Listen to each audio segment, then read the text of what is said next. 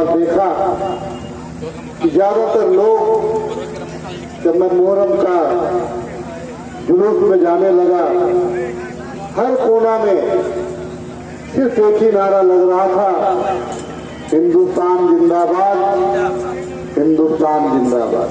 हजरत इमाम हुसैन की जो कुर्बानी है वो नफरत के खिलाफ में, इंसानियत के खिलाफ में जो भी आवाज उठेगा उसको पनपने नहीं दिया जाएगा। इसका हमको संकल्प लेने का जरूरत है। आज हम उस हिंदुस्तान में रहते हैं, उस झारखंड में रहते हैं।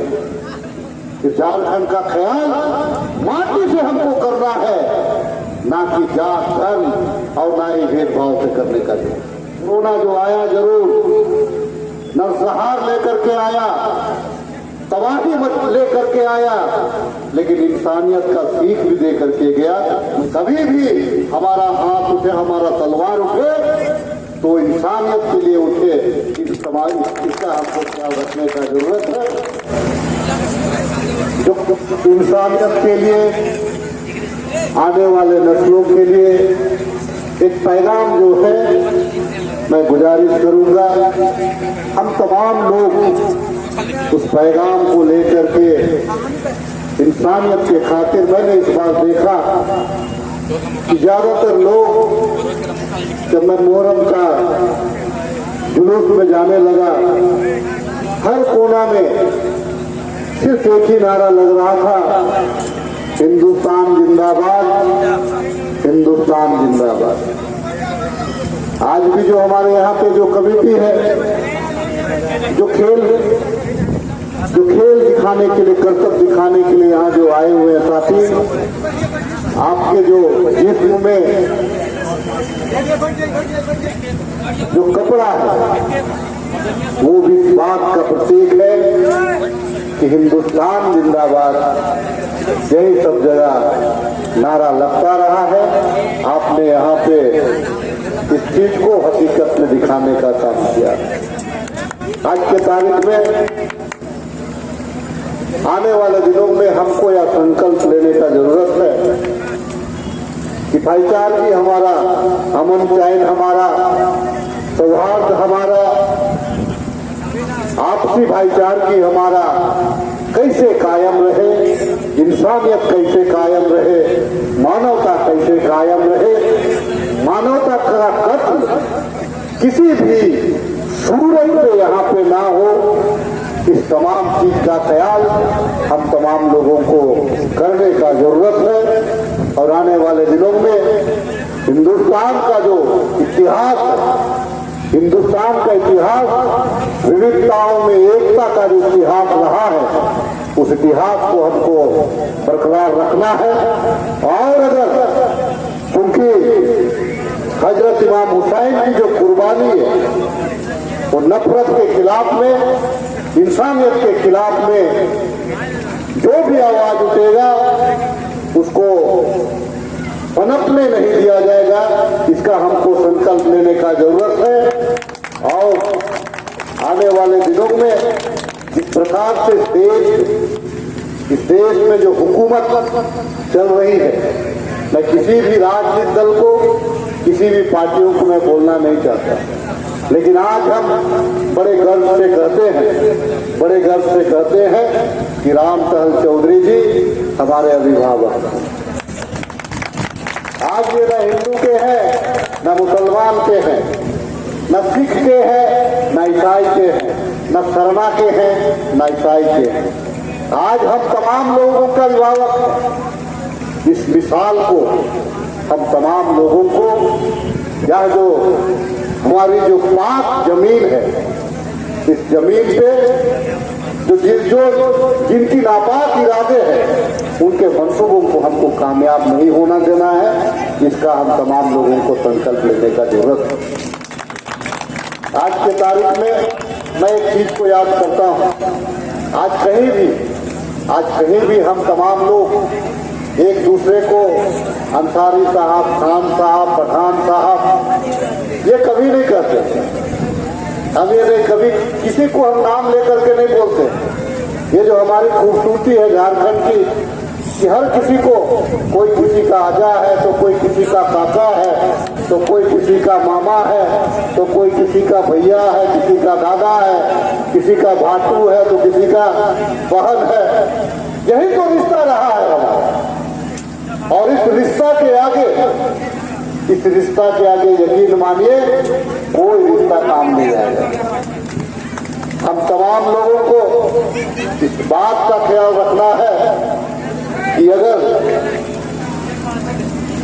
किसी गैर मुस्लिम के यहाँ अगर कोई दिक्कत हो तो वहां पे मुस्लिम परिवार जाए, और अगर मुस्लिम परिवार के यहाँ दिक्कत हो तो वहां गैर मुस्लिम परिवार जाए। जहाँ पे आदिवासी परिवार के पास दिक्कत हो तो वहां तो मुस्लिम परिवार जाए, और जहाँ पे किसी के ऊपर में अगर दिक्कत हो तो वहां सारे लोग जाए। हमने इसका कोरोना काल में उदाहरण भी देखा है। कोरोना काल में हमने देखा है अपनी आंखों से, जो कोरोना काल में जो हरमू का घाट है, घाघरा का घाट है, अगर वहां पे सबसे ज्यादा अगर अग्नि देने वाला कोई है, अगर वहां पे सबसे ज्यादा अगर मोक्ष के लिए अग्नि देने वाला कोई है, तो उस समय में कोई ना हिंदू देखा ना मुसलमान देखा। वो मैं उत्साह करता हूँ दूर दुरंडा के उस मुसलमान भाई को जिन्होंने हजारों हजार की संख्या में लाखों को जलाने का काम। आज हम उस हिंदुस्तान में रहते हैं, उस झारखंड में रहते हैं कि झारखंड का ख्याल माटी से हमको करना है, ना कि जात धर्म और ना ही भेदभाव से करने का। आज की तारीख में बहुत सारे लोग बोलते हैं, लेकिन मैं एक चीज जरूर, अगर कोरोना का सीख, कोरोना जो आया जरूर नरसंहार लेकर के आया, तबाही लेकर के आया, लेकिन इंसानियत का सीख भी दे करके गया। मैं ये आपको बताना चाहता हूँ। आज के तारीख में तमाम फेसबुक में आप लोग देखते होंगे कि मुसलमान भाई हिंदू भाइयों को कंधा दे करके उसको शमशान ले जा रहे हैं। ये देखा गया है, इसको सिर्फ हम महसूस नहीं कर रहे हैं। ये जो जनरेशन है हमारा, इन्होंने देखा है इस चीज का, क्योंकि वही तो है आज मुहर्रम, उसी कुर्बानी की तो हम याद कर रहे हैं, उसी इंसानियत को तो हम याद कर रहे हैं। और ये जो हम लाठी का खेल खेलते हैं, जो ये तलवार जो हम बांधते हैं, ये तलवार दो काम के लिए होता है। एक तो शारीरिक स्वस्थ रहते हैं, दूसरा है अभी मुफ्ती जी जरा बोल रहे थे, लाठी तो पहले ऐसा भांजा दी कि 2-4 जन के सुतइए देती, ये उसका भी काम आता है। जहां जरूरत पड़ने पर ये उसका भी काम आता है। लेकिन कभी भी हमारा हाथ उठे, हमारा तलवार उठे तो इंसानियत के लिए उठे। इस समाज इसका हमको ख्याल रखने का जरूरत है। मैं आए हुए सभी अखाड़ाधारियों का, सभी यहाँ से सम्मानित मंच जो बैठे हुए हैं, उन तमाम लोगों का, लेकिन एक अपना बात खत्म करने से एक बात मैं जरूर कहना चाहता हूँ। आप जब छोटे रहे होंगे तो जंगल रहा होगा, साइकिल चल रहा होगा, पूरा खेत खलियान खाली रहा होगा, रैयती जमीन था, गहराई जमीन था। क्या था गहराई जमीन? उसमें कोई जतरा लगा रहा है, तो कोई मेला लगा रहा है, तो मुहर्रम का जो मेला है कितना दिन हम रैयत में लगाएंगे? तो जब तक जो हमारा गांव का जमीन है ग्राम सभा से चिन्हित कराइए और वैसे जमीन में लगाइए जहाँ पे परमानेंट मेला लगे। इसका हम तमाम लोगों को खोजने करेंगे। कब तक दूसरों के भरोसे में, कब तक दूसरे के खेत में?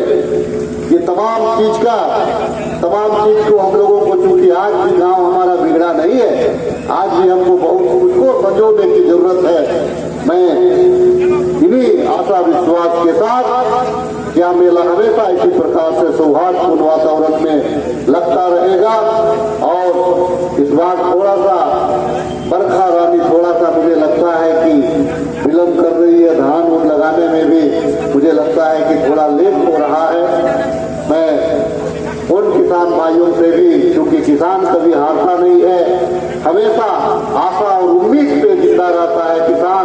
आज ना तो कल ना तो परसों धान उनका होगा, जरूर होगा, इस उम्मीद के साथ जिंदा रहता है। उसी प्रकार से हम तमाम रखना है। इसी बात के साथ अपनी बातों को समाप्त करता हूँ। आप तमाम लोगों का दिल की गहराइयों से आवाज शुक्रिया। मैं सभी को आदाब करता हूँ, सलाम करता हूँ, नमस्कार करता हूँ, सबों को जोहार।